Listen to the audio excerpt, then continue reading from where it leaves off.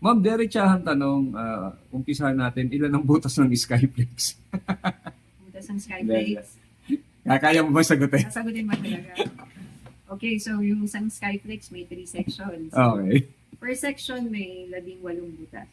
Mm. So, multiply by Times 3. 3. Yeah. You get So that would be 54? 54. Okay. Okay. Iba yung formula ko pero we have the same answer. Okay. 9 times 6 eh. Plus 12 yung perforation. Diyos ko, inabot mo pa talaga. Dito na lang sa atin, it's dictated for me. Some. Dictated by?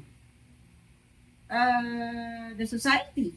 Mm. Kasi, lalo na tayong Pilipino, ang kultura natin ay maraming pamahiin. Ay, ayoko niyang painting na yun, masyadong madilim. Baka parang malas yan. Ayoko ng pusang itim sa painting. Yes, ayaw ko ng pusang itim. Nako. Pero yung kaibigan natin si Robin Paz, meron daw siyang pusang itim na kulay green.